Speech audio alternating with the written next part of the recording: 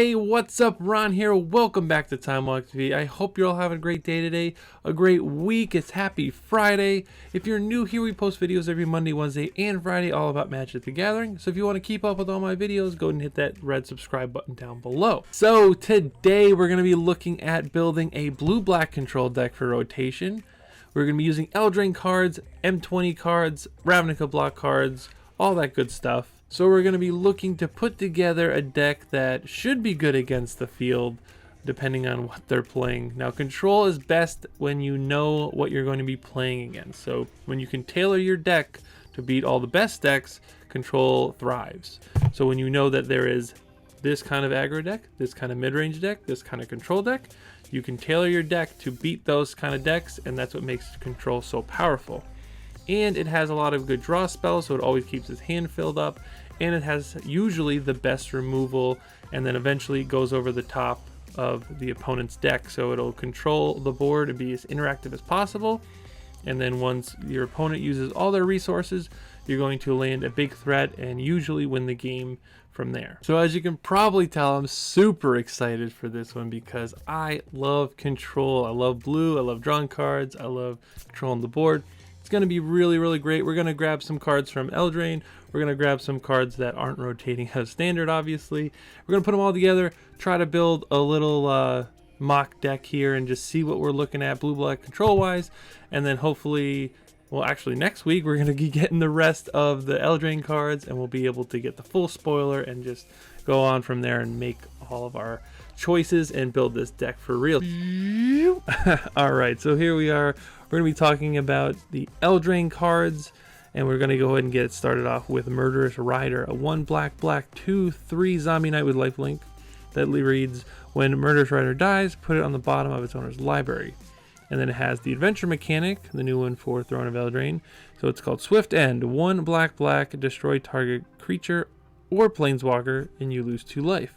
So this card is almost the exact copy of Hero's Downfall from Theros, except now we're losing 2 life because for some reason Wizards loves putting drawbacks on these cards for whatever reason. Anyway, this card is fantastic. We're mainly going to use it for the destroy target creature or planeswalker since we're a control deck, but we get the added benefit of having it be a 2/3 lifelinking creature. So after we use a few of them when we're losing some life, we can cast it from exile, and hopefully we've cleared the board by then, and we can, start hitting them for 2. It might not be, big chunks of damage, but we're going to be gaining our life back, which is a really big deal in control decks. You can control the board all day, but if you can't gain a little bit of life, then most likely they're going to chip away at your life total and kind of, get the win that way. So love this card. Going to be playing 4 of. So the next card we have here is called Into the Story. It's a 5 blue instant speed spell that says draw 4 cards. But it has the extra text that says the spell costs 3 less mana to cast if your opponent has 7 cards in their graveyard. So this is pretty easy to do. When you're playing a control deck, you're going 1 for 1 with your opponent. They play a creature, you kill it, you counter one of their spells. They're playing a bunch of instants or sorceries or something along those lines. So the graveyards do get filled up pretty quick. So by mid to late game, this is basically a 4 mana instant speed draw 4, which is absolutely crazy. As compared to Chemistries Insight, which is 4 mana to draw 2, and then to flash it back, you're discarding a card to draw 2 more. So overall using 8 mana to draw 4 cards at instant speed, where this one you're only casting it for 4 mana once they meet that requirement. So pretty cool card. I'm not sure if it'll see much play right now just because we have Chemistries Insight and we have Drawn to Dreams. So this is kind of on top of my list for draw spells, but it's going to have to take a back seat for now. But it's definitely something to remember moving forward. Next, we have the big bad creature Serpent, the 6-drop 4 blue-black for a 7/7 Serpent with flash. Blue, sacrifice an island, it can't be blocked. Black, sacrifice a swamp, you gain 1 life and draw a card. Blue-black, exile 5 target cards from an opponent's graveyard. Return the Serpent from your graveyard to your hand. Activate this ability only time you can cast a sorcery. So after all that after all that big line of text there, what we really need to break this down is that we have a way to make this unblockable. So it's a very fast clock, and Second, we have an ability that allows us to gain life, which is super important, and draw a card. What we want to do is play a lot of islands and swamps, which is what we will be doing because we're only playing 2 colors, blue and black. So this kind of cuts our mana a little bit short, just we won't be able to play as many dual lands like the gain life lands or the scry lands probably, because we want more islands and swamps to make this super good. Because when we get to the late game, when we have way too many lands in the battlefield, we can start sacking them to get these abilities going, especially since it doesn't tap the creature, they're just pay the mana and sacrifice the appropriate land type to make the abilities work. So, you know, late game when you have 10, 12 lands possibly, you know, 8 of them are swamps. When this comes into play, you can tap a black, use that land that you just tapped, which is a swamp, and sack it to gain a life and draw a card. So you can maybe just fill your hand right back up and then make it unblockable, swing and get the win. So that's what these really great blue-black or just blue creatures at the top end of the control deck curve really do, is that they come down for either cheap, or they come down with flash or uncounterable, and then they'll usually have abilities that allow them to bounce themselves or unblockable or return themselves to their owner's hand, stuff like that, just so that they're really evasive and it's hard to get rid of them really. And then they usually win the game from there. So super excited about this card. Probably will just play like 2 of them possibly. Not really sure on that number just yet, but 2 seems like a good number because we're probably going to play some Calfnets as well. Next, we have Epic Downfall, is our 2-mana removal spell that we have in Throne of Eldraine. I hope that we get an instant speed one, but this sorcery one is actually super good, so I'm actually pretty excited to try it out. Exile target creature with converted mana cost 3 or greater. So this actually slots pretty well into the already great removal package that we have in blue-black. Since we already have Disfigure and Tyrant Scorn, this kind of fills the role that Tyrant Scorn can't in ways that it will kill things 3 CMC or higher, where Tyrant Scorn only does 3 CMC or lower. So this actually is a great card and it's going to fill that slot. It is in sorcery, so we probably can't play 4 of them. But I wouldn't put it past myself to put 4 of them in a deck just to make sure. It's going to go really well with our ritual soots and everything, just because whatever a ritual soot can't sweep up, this can actually take out as well. So this might be a very, very crucial card in this deck. We'll have to just wait and see if there's any other removal coming out of Eldraine. But right now, this is a front runner for probably best removal spell in the set. Next, we have Witch's Vengeance, 1 black for a sorcery. Creatures of the creature type of your choice get -3/-3. So this kind of feels like a Plague Engineers style card where a certain creature type will only be affected by this card. So unless these tribes really come to fruition, then I don't think this card's actually going to see that much play, to be honest. The Knights deck might require this to be, you know, in your deck. Besides, we have Cry of the Carnarium already, and we have Ritual Soot. So maybe the Knights deck that's going to be pretty low costed, we might be able to take care of it no problem without this card. But definitely put this on the back burner for right now, because you never know what's going to happen. There could be a tribal deck that pops up that's super good, and this is just a quicker answer than Ritual Soot, and it'll be able to take out those creatures really, really fast. Next, we have Witching Well. This is the 1-mana Scry 2 artifact, and then you have 3 in a blue, sacrifice it, and draw 2 cards.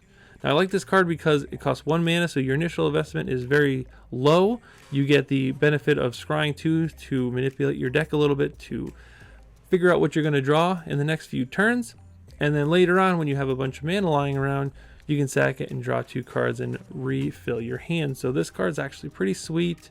I don't know if it'll actually see that much play since they reprinted Opt, but it's nice to know that this card is legal, and it, you know, it might actually show up as a 1 or 2 of, just in case you need some more draw in your deck. So that's something to keep in mind. Wishclaw Talisman, 1 black for an artifact, and its battlefield gets 3 wish counters. Tap 1 and you remove a wish counter and basically Demonic Tutor, search your library for any card, put it in your hand. But the kicker on this thing is, another drawback is that when you do it once, your opponent is going to gain control of it. So they'll be able to do it once, but then it'll come back to you and you can use the last wish counter to get something for yourself. So actually not that bad of a card. Unfortunately, your opponent will be able to get any card they want out of your deck, but On the flip side, you get to get 2 cards out of your deck for the price of 4 mana. I had to count there for a second. But yeah, this card is actually pretty sweet, and I don't actually hate it. I think it might be actually pretty good. So you getting 2 cards out of your deck for your opponent getting 1 might actually be worth the risk on playing this card. I'd be interested to see how testing goes moving into rotation, but this is definitely something I'm looking for as far as being able to be consistent with getting certain threats or getting removal spells that we need for a really cheap cost. And the first card we're going to look at here is called Thief of Sanity. It's a 1 blue black 2/2 creature specter. Now some of you may remember this card, but whenever it deals combat damage to a player, you're going to look at the top 3 cards of that player's library, and you're going to choose one, put it into exile, and put the other 2 in their graveyard, and then you may cast that spell for any color of mana, throughout the game. You can't play lands, but you can cast spells, so instant sorceries, creatures, artifacts, planeswalkers, whatever. So the main role that this card plays is that you may be able to do a tempo style early game or something to disrupt your opponent enough, especially when you're playing Thought Erasures and Thief of Sanity, so you can take away a removal spell, play this card, and if they can't answer it, this Thief of Sanity usually takes over the game. This may be a sideboard card possibly if we're going full control, but for right now we might just play it in the main deck because it's that good, and if they can't get rid of it, then it will take over the game by itself, and we really like threats that are able to do that. And plus, who doesn't like playing cards that my opponents brought to the table, because they don't expect it, and they might have more powerful cards than we do, so we'll just take whatever you've got. Next, we have a card that probably won't make the cut just because Teferi Time Raveler is still legal, but Sinister Sabotage is a great counterspell, 1 blue, counter target spell, and Surveil 1, so pretty reminiscent to Dissolve back in Theros, I believe, as well. But this is a nice card because you get to counter a spell, and then you get to manipulate your deck a little bit, so you get to look at the top card and either put it in the graveyard or back on top. Basically, you're going to be countering their spell and then setting up your next turn's draw, or just getting a land out of the way, or like a removal spell if you don't need it, something like that. So a little under the radar, no one really plays it too much anymore, but it could possibly be a big player if a lot of big green decks show up, or other mid-range decks are super popular and no one's really playing Teferi, which they will, let's not kid ourselves. But Sinister Sabotage is one of my favorite cards right now, just because I like to counter spells. I hate to say it, but I love to counter spells, so I wish this was playable, but probably not. Alright, so these are all cards that we've seen before. We're going to run through them a little bit quicker. But we have Tyrant Scorn here, is a blue-black instant. Choose one, destroy target creature with comparative mana cost 3 or less, or return target creature to its owner's hand.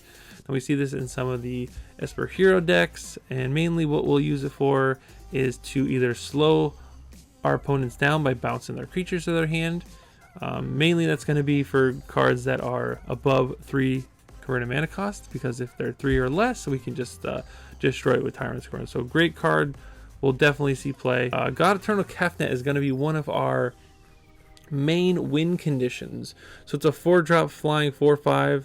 We reveal the first card drawn each turn. If it's an instant or sorcery, it costs 2 less, and you can cast a copy of that. So what this does is if you have a draw spell or a kill spell, you can cast a copy of it and keep the actual physical card itself in your hand. So it kind of gives you card advantage in a little bit of a weird way, but it's also got this ability that when it dies or gets exiled, it can go back into your deck, 3rd card from the top. Now this only happens once it's on the battlefield. If it's in your hand and they make you discard it, then it just goes to the discard pile. You can't put it back in. Same with it getting countered or something along those lines. So that's one way to play against this. But once this lands on the table, there is almost no way to get rid of it completely. So this is the kind of threat that control decks really love.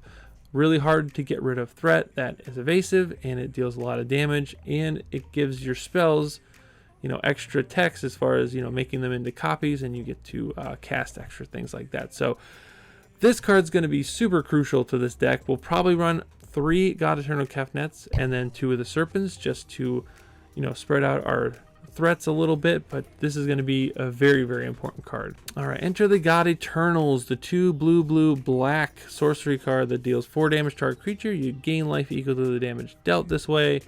Target player puts the top 4 cards of their library into the graveyard, and then you amass 4. So a big mouthful of text here. This is just a little life gain. Usually we'll run these in the board or sometimes even main so that we can kill a creature, gain a bunch of life, and get a blocker.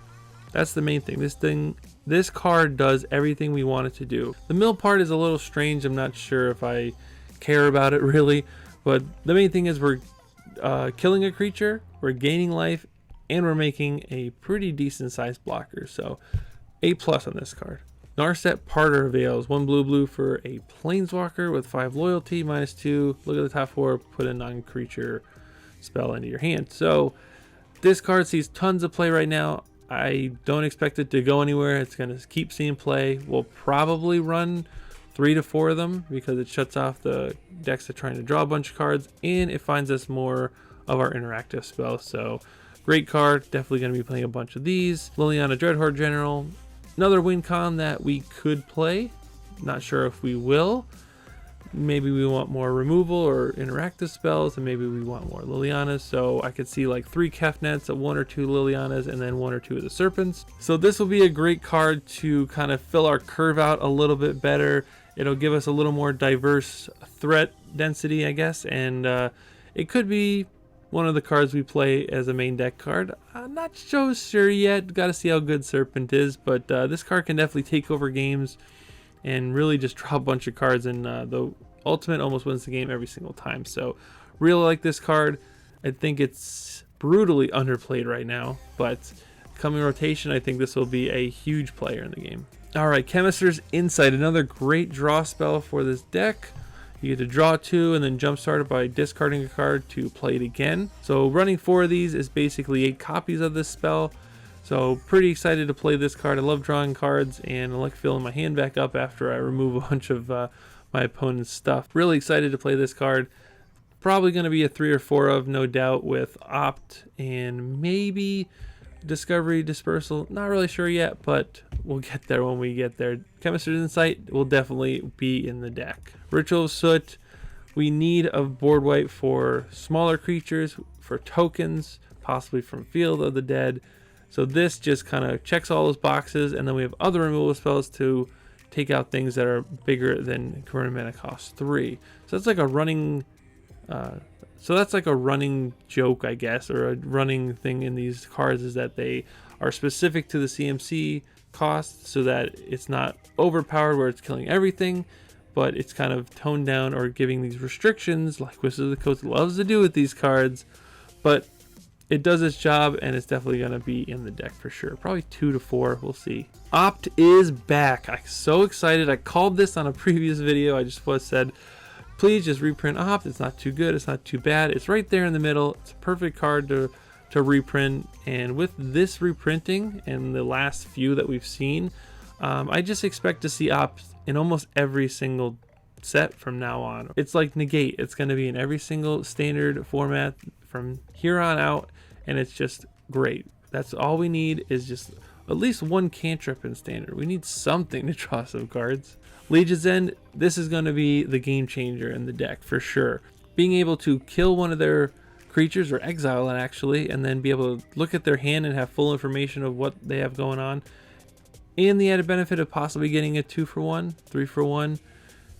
You know, with Field of the Dead, we are also going to be able to take care of all their tokens. So definitely see us playing 1 to 2 of these, possibly in the main. Not sure, because a lot of our removal spells are actually 2 mana, which is great. So we got to find a good balance for this card. Disfigure, great card. Probably going to run 2 to 3. Pretty easy inclusion, just because it's a 1 mana removal spell, and you got to have a couple of those to go with all our 2 mana ones. Thought Erasure. This is the big one. This is the probably going to be the best card in standard once again. This card really defined the Esper decks, and every time you saw a Watery Grave played against you, you almost were certain that you were going to get Thought Erasured on turn 2. This is basically a Thoughtseize. Target opponent reveals their hand. You choose a non-land card from it and discard it. Now this one has the added benefit of being blue-black, and it has Surveil 1, so you can take something out of their hand and set up your draw for the next turn. So super A+ card. Gonna be running 4 of them, no doubt. You can't run less than 4. It's just too good. And last we have Discovery Dispersal. Now we don't use Dispersal that much. Sometimes it does come into play, but mainly we use this for Discovery. So the Surveil 2, then draw a card. So that's basically, I'd say, kind of like a Ponder. Ponder is 1 blue mana, scry 2, then draw. This is 2 mana for Surveil 2, then draw. So instead of putting the cards on the bottom, you're putting them in the graveyard. Could be better. Dispersal comes up sometimes, especially when they only have 1 giant planeswalker or 1 big creature, and you've taken care of their hand. Basically, you could bounce it to their hand, they have to discard it, or it just temples them for a turn and they have to bounce it to their hand and then discard any card. So really great card. I don't know how many I'm going to play. It's up in the air. Could be 2, could be 4, because we're already going to be running 4 ops. So probably 2 of this and then 4 Chemistries Insight. The Discovery will kind of bridge the gap between the 2, and I think that's going to be great. Alright, and last we're just going to look at a few cards here that I think will be great sideboard cards actually for the future of this deck. So let's go and take a look at a few, dive right in. First we have Ashiok Dreamrender. I'm not sure if there's going to be too many graveyard decks running around, but there possibly could be, with Ravnica having like the jumpstart mechanic. You still have Narcomoeba and other things like that, like Creeping Chills. So this might be a player. I know we'll still have Golos and other kind of big threats like that that need to search the library, so her first ability might be worth it, but right now it's kind of up in the air because we won't really have a Kethis combo deck or something along those lines that uses the graveyard heavily or searches their library a lot. So this one's up in the air. We'll wait to see what happens with the format. Next we have Elder Spell. This is going to be a fantastic card because of the Super Friends decks, especially Jeskai, that have been popping up a lot, and they all go through rotation. So all those planeswalkers that you're used to seeing, Narset, Teferi, Sarkhan, everything like that, they're going to be in standard, and they might, pose a pretty big threat for us since we can't really take out multiple planeswalkers all at once. We'll probably want to have an Elder Spell or 2 in the board just to make sure we get rid of them in one foul swoop, basically. Command the Red Horde. I don't see us playing this card just because it costs a bunch of life to bring itself back, but it's really good in the control mirrors or the heavy mid-range mirrors when they're not attacking you that much because they're trying to just do their own thing and build their board. You get to the point where as you remove a lot of their stuff, you draw Command of the Dread Horde and you could get everything back in one shot and possibly just win the game on the spot. So definitely in consideration to see what we're going to use this one for. Negate. This is just a mainstay in sideboards. Nothing really new to say about it. It counters a non-creature spell. And yeah, that's about it. Disdainful Stroke. I added this one because we might have use for it. I know there really hasn't been too much use of it right now, but it is a really, really powerful card. And again, it has that weird restriction where it does mana costs or greater. So 4 CMC or greater is going to be countered no matter what it is. We'll wait and see after the first week or two, and we'll see what kind of comes together. It could be really, really good. It could be really bad. Right now, no one really plays it, but it's always there just in case we need it. Sorin's Thirst. So we're losing Moment of Craving, so this is probably going to be the replacement for it. Black deals 2 damage to target creature. You gain 2 life. We may need this because, especially on week 1 and 2, mono red is really the most potent, and it's played way more than it ever has, really, or ever will be. And some may be like, oh, but on best of 1 ladders, I see it every day. Well, you're going to see it 10 times more. It's going to be crazy. Always the first week or the first month almost of standard rotation is all mono red. People are just taking advantage of everyone else playing big clunky spells and trying out all the new mechanics and stuff, and it just they get run over by mono red. So definitely going to be packing 2 to 4 of these in the sideboard just as a precaution, maybe 3 to 4 actually, because we want to gain that life and we want to remove their creatures so that we can take over the game and win. Now this is a little bit of an interesting inclusion that I've made here, because this card doesn't really see play unless it's in like an aggressive style deck. It was in the vampire decks last season, so I think this might be actually a little diamond in the rough for the sideboard of control decks, because its initial cost is very low. It's a 1/2, so it blocks 1/1 tokens or 1/1 creatures, and it's got the ability that doesn't require it to be tapped. It just says 2 in a black, gets +3/+3 in death touch till end of turn. So you play this down the road, or so you play this later in the game when you have 7, 8, 9 mana. You can swing on the following turn, pump it up 2 or 3 times, and that's 3, 6, 9, 10 damage. That's half their life total in one swing, and then it gets a 1/1 counter on it to boot. So this could be one of those pretty cool transformative sideboard type cards that we could be seeing in blue-eye control. Definitely have to keep it as a consideration card, so we'll just put on the back burner for right now. The Carnarium, probably going to have 2, maybe 3 in the sideboard. We definitely want to be able to take care of smaller decks and token decks as best as possible, because, well, sometimes they overrun us, and it just, it feels pretty bad to lose like that when you have a bunch of really cool cards in your hand and you can't really cast them because your opponent on curve just played a bunch of creatures or tokens and then they swing in and killed you. So definitely need this as a little catch me up, especially for those really quick aggressive decks. Next we have Aether Gust, 1 blue for an instant, choose target spell or permanent that is red or green, and they put it on top or bottom of their library. So this is probably for that pro blue dinosaur, which we probably don't need actually, since we have a lot of kill spells, things that take care of that dinosaur without using blue spells. Once it's on the stack, it doesn't have protection, so you can make them put it on top or bottom. Other than that, pretty good against like red decks, some green decks. Gruul, I think, is going to be a really big powerhouse in this new standard, because it's going to have Spellbreaker and the new beast, the Adventuring Beast, and it's going to have the Hellkite as well. So there's going to have some really big power curve to that deck, so be careful when you're facing Gruul. Duress, another mainstay in the sideboard, 2 to 3 of these usually. We probably don't go 4 unless a spell heavy deck is pretty prominent, but you always like to have a little extra hand disruption in the board, so Duress is great as a 2-of. Noxious Grasp, again for the white or green creatures or planeswalkers. The great thing about this is it kills planeswalkers, so any white or green planeswalker can be taken out with Noxious Grasp for just 2 mana.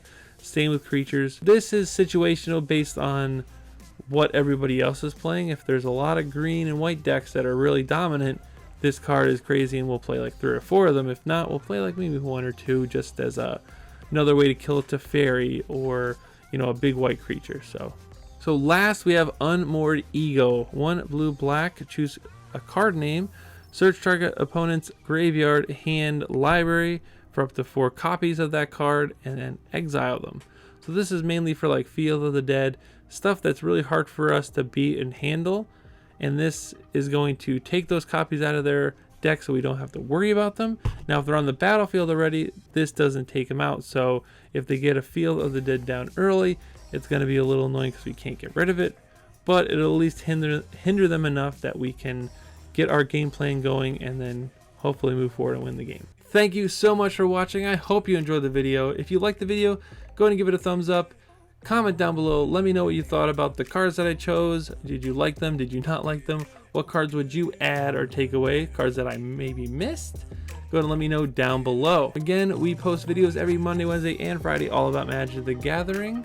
So to keep up with all my videos and to chime in all the comment sections and all that good stuff, go ahead and click the subscribe button down below. Again, thank you so much for watching. I hope you had a great day and you enjoyed the video. And remember, Magic is great and so are you. Stay positive, play Island.